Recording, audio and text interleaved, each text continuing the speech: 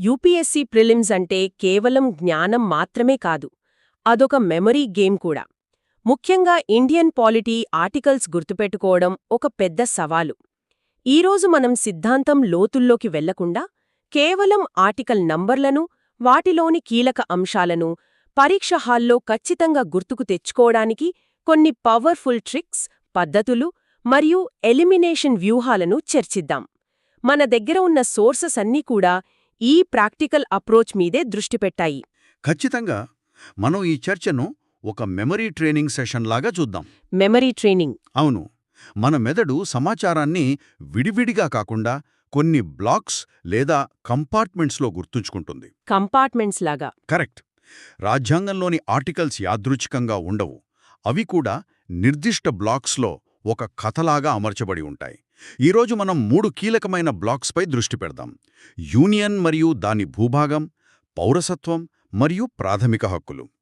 ఈ బ్లాకుల వెనుక ఉన్న తర్కాన్ని అర్థం చేసుకుంటే తెలియని ప్రశ్నలకు కూడా సమాధానాలను ఊహించవచ్చు. చాలా ఆసక్తికరంగా ఉంది. అంటే మనం ఒక ఆర్టికల్ గెస్సింగ్ మ్యాప్ను తయారు చేసుకోబోతున్నాం. అయితే మొదటి బ్లాక్తో మొదలు పెడదాం. యూనియన్ మరియు దాని భూభాగం, ఆర్టికల్స్ 1 నుండి 4 వరకు.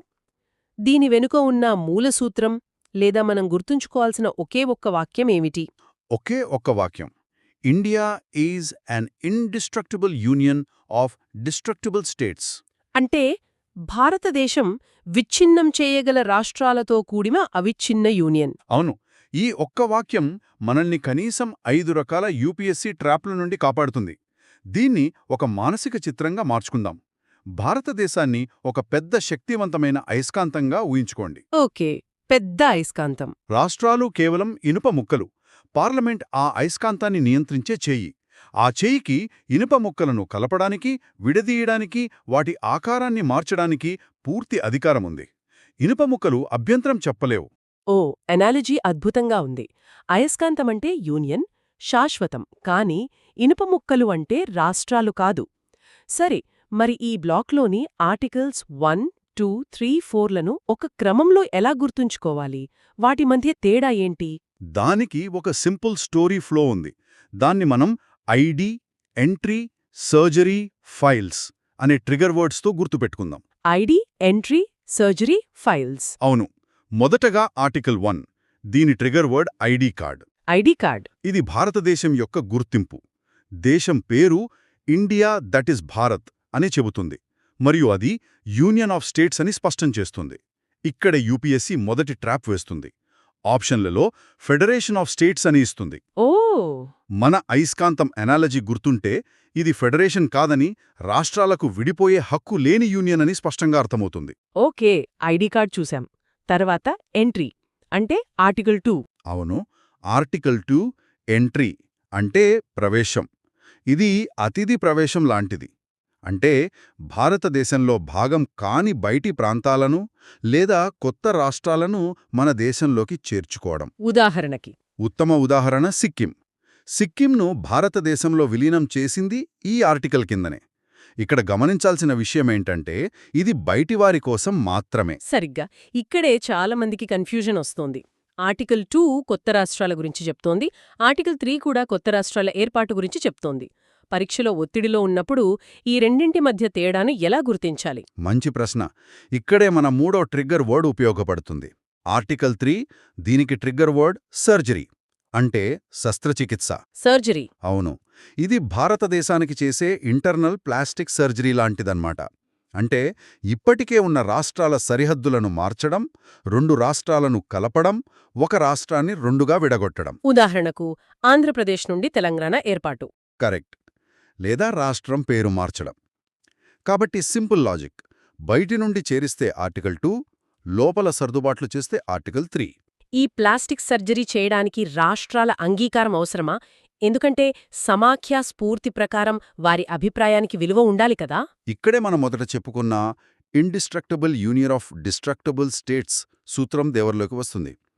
ఆర్టికల్ 3 ప్రకారం రాష్ట్రపతి సంబంధిత రాష్ట్ర శాసనసభ అభిప్రాయాన్ని కోరుతారు. కానీ ఆ అభిప్రాయానికి పార్లమెంటు కట్టుబడాల్సిన అవసరం లేదు. రాష్ట్రాలకు వీటో అధికారం లేదు. ఓకే. దేశ సమగ్రతకే మొదటి ప్రాధాన్యత అని రాజ్యాంగ నిర్మాతలు భావించారు. ఇదే అతిపెద్ద యూపీఎస్సీ ట్రాప్. స్పష్టంగా అర్థమైంది. ఇక చివరిది ఆర్టికల్ 4 అంటే ఫైల్స్. దీని కథ ఏంటి? ఆర్టికల్ 4 దీనికి ట్రిగ్గర్ వర్డ్ ఫైల్స్ అంటే పేపర్ వర్క్. ఇదొక క్లరికల్ ఆర్టికల్. ఇదేం చెప్తుందంటే ఆర్టికల్ 2 మరియు 3 కింద చేసే మార్పులు. అంటే కొత్త రాష్ట్రాల ప్రవేశం లేదా పునర్వ్యవస్థీకరణ. అవును, ఇవి ఆర్టికల్ 368 ప్రకారం రాజ్యాంగ సవరణలుగా పరిగణించబడవు. వాటిని సాధారణ మెజారిటీతో పార్లమెంట్ ఒక సాధారణ చట్టంలాగా ఆమోదించవచ్చు. యూపీఎస్సీ ప్రిలిమ్స్లో ఇదొక హాట్ ఫేవరెట్ ప్రశ్న. అద్భుతం. ఈ బ్లాక్ చాలా స్పష్టంగా ఉంది. అయితే కేంద్రపాలిత ప్రాంతాల ఆర్టికల్స్ అంటే యూటీస్ 239 సిరీస్లో ఉంటాయి. వాటి గురించి కూడా చాలా గందరగోళం ఉంటుంది. వాటిని ఎలా డీకోడ్ చేయాలి? వాటిని కూడా సింపుల్ ట్రిగ్గర్ వర్డ్స్తో గుర్తుంచుకోవచ్చు. ఆర్టికల్ 239 దీనికి ట్రిగ్గర్ వర్డ్ రాష్ట్రపతి రిమోట్ కంట్రోల్. Remote control. అవును, యూటీల పరిపాలనంతా రాష్ట్రపతి చేతిలో ఉంటుంది. ఆయన ఒక నిర్వాహకుడు లేదా లెఫ్టినెంట్ గవర్నర్ను నియమించి పాలిస్తారు. ఇది బేసిక్ రోల్. తర్వాత article 239A A for assembly. Trigger word mini assembly. Mini assembly. కొన్ని యూటీలకు శాసనసభను ఏర్పాటు చేసే అధికారం పార్లమెంటుకుంటుంది. పుదుచ్చేరి దీనికి ఉదాహరణ. ఇక ఆర్టికల్ 239AA 2 ఏలున్నాయి కాబట్టి ఇది చాలా స్పెషల్ ఢిల్లీ కోసం. Okay, Delhi special. దీన్ని సగం రాష్ట్రం సగం యూటీ అని గుర్తుపెట్టుకోవాలి. ఢిల్లీ కిందికైన అసెంబ్లీ ముఖ్యమంత్రి ఉంటారు. కానీ 3 కీలకమైనవి పోలీస్, పబ్లిక్ ఆర్డర్, భూమి కేంద్రం చేతిలోనే ఉంటాయి. సరే, ఇప్పటివరకు నేర్చుకున్నదాన్ని పరీక్షిద్దాం. ఒక చిన్న బ్లైండ్ గెస్ డ్రిల్. ప్రశ్న 1. పార్లమెంట్ తెలంగాణ రాష్ట్రాన్ని ఏర్పాటు చేసేటప్పుడు ఉమ్మడి ఆంధ్రప్రదేశ్ శాసనసభ అభిప్రాయానికి కట్టుబడి ఉండాలా? ఆప్షన్స్: ఏ అవును, సమాఖ్య స్ఫూర్తి ప్రకారం తప్పనిసరి. బి లేదు, పార్లమెంటుకు పూర్తి అధికారముంది. సి కనీసం 50% ఎమ్మెల్యేలు అంగీకరించాలి.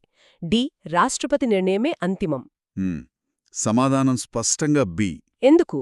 మన ప్లాస్టిక్ సర్జరీ అంటే ఆర్టికల్ 3 మరియు అవిచ్ఛిన్న యూనియన్ సూత్రాల ప్రకారం రాష్ట్రాల అభిప్రాయం కేవలం సలహా మాత్రమే. పార్లమెంటుకు కట్టుబడాల్సిన అవసరం లేదు. ఆప్షన్ ఏ అనేది ఒక భావోద్వేగ ట్రాప్ అన్నమాట. చాలా బావుంది. ప్రశ్న 2. సిక్కింను భారతదేశంలో విలీనం చేస్తూ చేసిన చట్టం ఆర్టికల్ 368 కింద రాజ్యాంగ సవరణగా పరిగణించబడుతుందా? లేదు, అస్సలు కాదు. ఎలా చెప్పగలరు? మన ఫైల్స్ అంటే ఆర్టికల్ 4 రూల్ ప్రకారం ఆర్టికల్ 2 అంటే ఎంట్రీ కింద చేసిన ఏ మార్పైనా సాధారణ చట్టం మాత్రమే, రాజ్యాంగ సవరణ కాదు. ఈ క్లారిటీ ఉంటే ఒక మార్కు మన జేబులో ఉన్నట్టే. సరే, మనమిప్పుడు భారతదేశం యొక్క భౌగోళిక సరిహద్దులను, రాష్ట్రాల ఏర్పాటును అర్థం చేసుకున్నాం. మరి ఈ సరిహద్దుల లోపల నివసించే ప్రజల సంగతేంటి? ఎవరి దేశ పౌరులు? ఇది మనల్ని రెండవ ముఖ్యమైన బ్లాకుకి అంటే పౌరసత్వానికి ఆర్టికల్స్ 5, 11కి తీసుకొస్తుంది. ఇది చాలామందికి గందరగోళంగా ఉంటుంది. అవును, కానీ దీని కూడా ఒక కథలా చూస్తే చాలా సులభం. దీని మూల ఆలోచన భారతదేశం ఏక పౌరసత్వం పాటిస్తుంది. ఈ ఆర్టికల్స్ను ఒక టైం మెషీన్ లాగా గుర్తుంచుకోవాలి. Time machine? అవును, ఈ టైం మెషీన్ రాజ్యాంగం అమల్లోకి వచ్చిన రోజు నుండి మొదలై భవిష్యత్తులోకి ప్రయాణిస్తుంది. ఆ టైం మెషీన్ ప్రయాణం ఎలా సాగుతుంది? ఆర్టికల్ 5 ఇది time machine start button. Okay, start. తేదీ 26 జనవరి 1950. ఆ రోజున భారతదేశంలో నివసిస్తున్నవారు ఎవరు? పౌరులో ఇది చెప్తుంది. తర్వాత ఆర్టికల్ 6 కీవర్డ్ ఇన్కమింగ్. పాకిస్తాన్ నుండి భారతదేశానికి వలస వచ్చిన వారి గురించి. లోపలికి వచ్చారు. ఆర్టికల్ 7 దీనికి కీవర్డ్ అవుట్ గోయింగ్. బయటకు వెళ్లారు. భారతదేశం నుండి పాకిస్తానుకు వలస వెళ్లి మళ్లీ తిరిగి వచ్చిన వారి గురించి. ఆర్టికల్ 8 దీనికి ట్రిగ్గర్ ఎంబాసీ ఇండియన్స్. విదేశాల్లో నివసిస్తున్న భారత సంతతి వారు అక్కడి రాయబార కార్యాలయంలో నమోదు చేసుకోవడం ద్వారా పౌరసత్వం పొందడం. ఈ బ్లాక్లో ప్రిలిమ్స్ కోసం అత్యంత జాగ్రత్తగా ఉండాల్సిన ఆర్టికల్ ఏది? నిస్సందేహంగా ఆర్టికల్ 9. దీని ట్రిగ్గర్ వర్డ్ డ్యూయల్ కిల్లర్. ఇది ఏం చెబుతుందంటే ఒక భారతీయ పౌరుడు స్వచ్ఛందంగా వేరే దేశ పౌరసత్వం స్వీకరిస్తే అతని భారత పౌరసత్వం ఆటోమేటిక్గా రద్దవుతుంది. భారతదేశం ద్వంద్వ పౌరసత్వాన్ని గుర్తించదు. ఇది చాలా ముఖ్యమైన నియమం. తర్వాత ఆర్టికల్ 10 పౌరసత్వం కొనసాగింపు గురించి చెప్తే ఆర్టికల్ 11 పార్లమెంటే బాస్ అని చెబుతుంది. పార్లమెంటే బాస్? అవును, పౌరసత్వానికి సంబంధించిన అన్ని విషయాలపై చట్టాలు చేసే పూర్తి అధికారాన్ని పార్లమెంటుకిస్తుంది. ఈ ఆర్టికల్ 11 ఇచ్చిన అధికారంతోనే పార్లమెంట్ పౌరసత్వ చట్టం 1955ను రూపొందించింది కదా. దీని నుండి కూడా ప్రశ్నలొస్తాయి, ముఖ్యంగా పౌరసత్వం ఎలా వస్తుంది, ఎలా పోతుంది అనే దానిపై. ఖచ్చితంగా. ఇక్కడే మనం చాలా స్పష్టంగా ఉండాలి. పౌరసత్వం పొందడానికి 5 మార్గాలున్నాయి. వాటిని గుర్తుంచుకోవడానికి ఒక పదం BDRNI. BDRNI. B for birth అంటే పుట్టుక, డి ఫర్ డిసెంట్ అంటే వారసత్వం, ఆర్ ఫర్ రిజిస్ట్రేషన్ అంటే నమోదు, ఎన్ ఫర్ న్యాచురలైజేషన్ అంటే సహజీకరణ, మరియు I for incorporation of territory అంటే భూభాగ విలీనం. పౌరసత్వం కోల్పోవడానికి 3 మార్గాలున్నాయి. పొందడానికి, కోల్పోవడానికి ఉన్న మార్గాలను కలపకూడదు. అది కన్ఫ్యూజన్కు దారితీస్తుంది. క్షమించండి, ఇక్కడ ఒక సందేహం. ఓవర్సీస్ సిటిజన్ ఆఫ్ ఇండియా అంటే ఓసీఐ కార్డున్నవారిని చాలామంది ద్వంద్వ పౌరులుగా భావిస్తారు. అది దాదాపు పౌరసత్వంలాగే అనిపిస్తోంది. ఓటు హక్కు తప్ప మిగతావన్నీ ఉంటాయి అంటున్నారు. మరి దాన్ని ద్వంద్వ పౌరసత్వం కాదు అని పరీక్షలో అంత ఖచ్చితంగా ఎలా గుర్తుపెట్టుకోవాలి? ఇదే అతిపెద్ద ట్రాప్. ఓసీఐ అనేదొక ఫ్యాన్సీ వీసా అంతే. Fancy visa? అవును. దాన్ని వీసా ప్లస్ ప్లస్ అని గుర్తుపెట్టుకోండి. వారికి జీవితకాల వీసా, ఆర్థిక, విద్యా హక్కులు ఉంటాయి. కాని వారు భారత పౌరులు కారు. అంటే వారికి ఓటు హక్కు ఉండదు. ఓటు హక్కు ఉండదు. రాష్ట్రపతి, ఉపరాష్ట్రపతి వంటి రాజ్యాంగ పదవులను చేపట్టలేరు. ఆర్టికల్ 9 డ్యూయల్ కిల్లర్ ఇప్పటికే బలంగా పనిచేస్తుంది.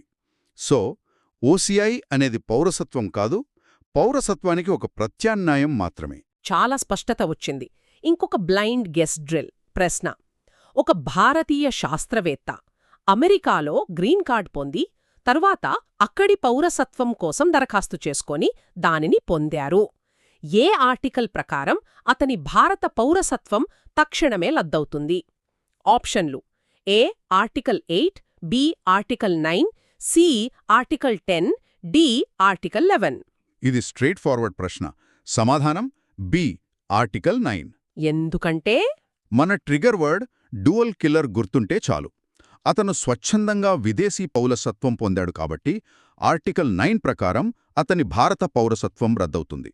ఆప్షన్ ఏ విదేశాలలోని వారి రిజిస్ట్రేషన్ గురించి, సి కొనసాగింపు గురించి, డి పార్లమెంట్ అధికారం గురించి చెప్తాయి. సో ఎలిమినేషన్ కూడా చాలా సులభం. అద్భుతం. ఇప్పుడు మనం 3వ అతి ముఖ్యమైన బ్లాక్లోకి ప్రవేశిద్దాం. ప్రాథమిక హక్కులు. ఆర్టికల్స్ 12 నుండి 35. ఇది ప్రిలిమ్స్ పరీక్షకు బంగారం లాంటిది. ప్రాథమిక హక్కులు చాలా పెద్ద సముద్రం లాంటివి. ఈరోజు మనం దాని నిర్మాణాన్ని, ముఖ్యంగా 6 స్తంభాలను, వాటి క్రమాన్ని గుర్తుపెట్టుకోవడంపై దృష్టి పెట్టుదాం. అవును, వీటిని రాజ్యాంగం అనే భవనాన్ని మోస్తున్న 6 స్తంభాలుగా ఊహించుకోవాలి. అయితే ఈ స్తంభాల గురించి తెలుసుకునే ముందు ఆ భవనం పునాదుల గురించి చెప్పే 2 ఆర్టికల్స్ ఉన్నాయి. అవి 12 మరియు 13. ఓకే. ఆర్టికల్ 12 దీని ట్రిగ్గర్ వర్డ్ పెద్ద వల. ఇది రాజ్యం నిర్వచనం గురించి చెబుతుంది. రాజ్యమంటే ప్రాథమిక హక్కులు రాజ్యంపై వర్తిస్తాయి. మరి ఆ రాజ్యమనే వలలోకి ఏమేమొస్తాయి? కేంద్ర రాష్ట్ర ప్రభుత్వాలు, పార్లమెంట్, అసెంబ్లీలు, స్థానిక సంస్థలు, ఎల్ఐసి, ఓఎన్జీసీ వంటి ప్రభుత్వరంగ సంస్థలు కూడా వస్తాయి. ఓకే. మరి ఆర్టికల్ 13? ఆర్టికల్ 13 దీని ట్రిగ్గర్ వర్డ్ గార్డియన్. ప్రాథమిక హక్కులను ఉల్లంఘించే ఏ చట్టమైనా చెల్లదు అని చెప్పే ఆర్టికల్ ఇది. ఇది సుప్రీంకోర్టుకు, హైకోర్టులకు న్యాయ సమీక్ష అంటే జ్యుడిషియల్ రివ్యూ అధికారాన్ని ఇస్తుంది. పునాదులు అర్థమయ్యాయి. ఇప్పుడు ఆ 6 స్తంభాలను, అంటే 6 రకాల హక్కులను వరుస క్రమంలో ఎలా గుర్తుంచుకోవాలి? వాటి ఆర్టికల్ నెంబర్ల గ్రూపులు కూడా కన్ఫ్యూజ్ చేస్తాయి. దానికొక సింపుల్ మంత్రముంది: EFERCR. EFCR. దీన్ని every friend eats rice carefully regularly అని ఒక వాక్యంగా గుర్తుంచుకోవచ్చు. ఈ ఫర్ ఈక్వాలిటీ, సమానత్వపు హక్కు, ఆర్టికల్స్ 14-18. ఎఫ్ ఫర్ ఫ్రీడమ్, స్వేచ్ఛా హక్కు, ఆర్టికల్స్ 19-22. తర్వాత ఈ ఫర్ అగెన్స్ట్ ఎక్స్ప్లాయిటేషన్, దోపిడీకి వ్యతిరేకంగా హక్కు, ఆర్టికల్స్ 23-24. ఆర్ ఫర్ రిలీజన్, మత స్వేచ్ఛా హక్కు, articles 25-28. C for cultural and educational rights, articles 29-30. చివరి ఆర్ అంటే రెమిడీస్, రాజ్యాంగ పరిహారాల హక్కు, ఆర్టికల్ 32. ఆర్టికల్ 32 దీని ప్రాముఖ్యత గురించి చెప్పండి. అంబేడ్కర్ దీనిని రాజ్యాంగం యొక్క హృదయం మరియు ఆత్మ అన్నారు కదా. అవును, ఎందుకంటే మిగిలిన హక్కులన్నీ కాగితంపై ఉన్న వాగ్దానాలైతే వాటిని నిజం చేసే ఆయుధం ఆర్టికల్ 32.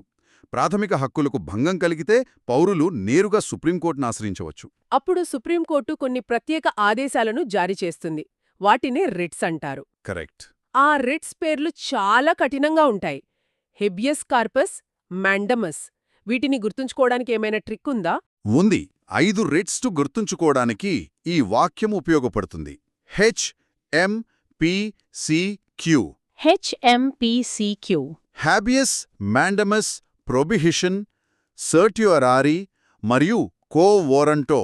ఈ పేర్ల అర్థాలను తెలుసుకుంటే వాటిని గుర్తుంచుకోవడం ఇంకా సులభం. ప్రాథమిక హక్కుల అధ్యాయంలో అభ్యర్థులు ఎక్కువగా చేసే పొరపాటు లేదా పదే పదే పడే ట్రాప్ ఏది? నిస్సందేహంగా అది ఆస్తి హక్కు. ఆస్తి హక్కు. ఒకప్పుడు ఇది ఆర్టికల్ 31 కింద ప్రాథమిక హక్కుగా ఉండేది. కానీ 44వ రాజ్యాంగ సవరణ ద్వారా దీనిని ప్రాథమిక హక్కుల జాబితా నుండి తొలగించారు. ఇప్పుడు ఇది ఆర్టికల్ 300A కింద కేవలం ఒక చట్టపరమైన హక్కు, ప్రాథమిక హక్కు కాదు. ఓకే. యూపీఎస్సీకి ఇది చాలా ఇష్టమైన ట్రాప్. ఆప్షన్లలో ప్రాథమిక హక్కులతో పాటు దీన్ని కూడా ఇచ్చి కన్ఫ్యూజ్ చేస్తారు. అయితే చివరి బ్లైండ్ గెస్ డ్రిల్ చేద్దాం. ప్రశ్న: డాక్టర్ బిఆర్ అంబేద్కర్ ప్రకారం రాజ్యాంగం యొక్క హృదయం మరియు ఆత్మ అని ఏ ఆర్టికల్ను అంటారు? ఆప్షన్లు: A article 19, B article 21, C article 32, D article 300A. కళ్ళు మూసుకుని చెప్పొచ్చు. సమాధానం సి, ఆర్టికల్ 32. ఇది డైరెక్ట్ క్వశ్చన్. అవును, ఇది నేరుగా తెలిసిన విషయం. అయితే ఇక్కడ ట్రాప్ చూడండి. ఆప్షన్ డిలో 300A ఇవ్వడం ఒక క్లాసిక్ ట్రాప్. ఓ అవును.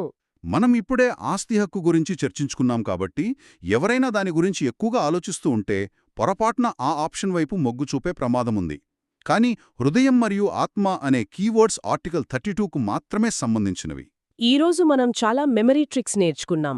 యూనియన్ కోసం ఐడి, ఎంట్రీ, సర్జరీ, ఫైల్స్, పౌరసత్వం కోసం BDRNI మరియు ప్రాథమిక హక్కుల కోసం EFERCR వంటివి. ముఖ్యంగా కేవలం గుర్తుపెట్టుకోవడమే కాకుండా ఆర్టికల్ బ్లాక్ లాజిక్తో ఆప్షన్లను ఎలా ఎలిమినేట్ చేయాలో కూడా అర్థం చేసుకున్నాం. అవును, గుర్తుంచుకోండి, ఈ ట్రిక్స్ కేవలం బట్టి పట్టడానికి కాదు,